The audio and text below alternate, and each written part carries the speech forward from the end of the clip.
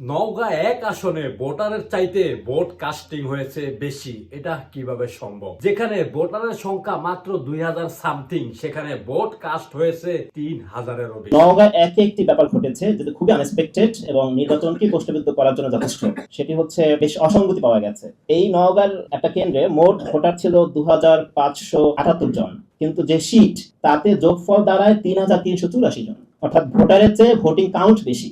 এটি তো আমরা দেখেছি শেখ হাসিনা নির্বাচনের মতো হয়ে গেছে, এই ক্ষেত্রে অন্তত দেখতে পাচ্ছি আমরা। যারা নির্বাচনের আগে ভোট চুরি করে সংসদে গিয়ে সংসদ সদস্য হবে, তারা পরবর্তী সময় কি পরিমাণে চুরি করবে এটা আর বলার অপেক্ষা রাখে না। আর ভোটচোরদের কাছ থেকে ভালো কিছু আশা করা একেবারেই অসম্ভব।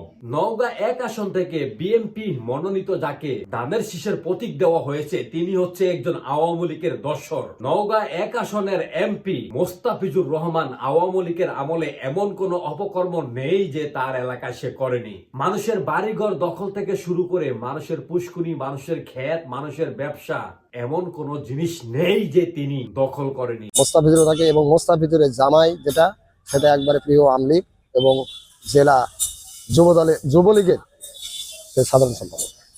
এবং ওই দিক থেকে পর ইন্ধনের সেই সময় আমরা নির্যাতিত হয়েছি এবং মোস্তাফিজুর এমন একটি লোক, সেই লোকের মাধ্যমে যেগুলো লোক থাকে প্রত্যেকটা ইউনিয়নে পুকুর দখল, দ্বীপ দখল এবং এমনকি চাঁদাবাজি বিভিন্ন দিকে ওরা জড়িত থাকে। সেই সময় থাকছে, এখন বিএনপি আসে, বিএনপিরও আমলিগের সহযোগিতা, ওই আমলিগ থেকে এখন বিএনপি হয়েছে, এদেরকে নিয়ে বিভিন্ন লুটপাট চালাচ্ছে। তাই তৃণমূলের এই যে হাহাকার এবং মন মানসিকতা ভেঙে পড়েছে বিএনপি থেকে। দখলবাজ থেকে শুরু করে চাঁদাবাজি পর্যন্ত সবকিছুই ছিল তার দখলে স্বৈরাচার আওয়ামী লীগ আমলে। আর সেই ব্যক্তিকেই যখন বিএনপি নমিনেশন দিয়েছে, তার ধারায় তো ভালো কিছু আশা করা যায় না। তিনি যে সংসদ সদস্য হয়ে শপথ নেওয়ার পরে চুরি করবে না, এর প্রমাণ তো তিনি আগেই দিয়ে দিয়েছে। ভোট চুরি করে যে ব্যক্তি সংসদে গিয়ে শপথ নেয়, তার কাছ থেকে ভালো কিছু আপনি কিভাবে আশা করবেন? এখন নওগাঁ এক আসনের বাসীদেরকে নিয়ে আফসোস হচ্ছে, আপনারা কি করবেন? আপনাদের নেতা ভোট চুরি করে সংসদে গিয়ে শপথ নিচ্ছে, এখন আপনারা এভাবে পেটে দেওয়া ছাড়া আর কোনো উপায় নেই। আপনারা এভাবে পেটে দিবেন, আপনার নেতা পিছন থেকে মারবে, সামনে থেকে মারবে। ভোট চুরি করে সংসদে গিয়ে এভাবে নেতা সেজে শপথ নেওয়া, এটা লজ্জার ব্যাপার রে ভাই। আর ওদের তো লজ্জা নাই।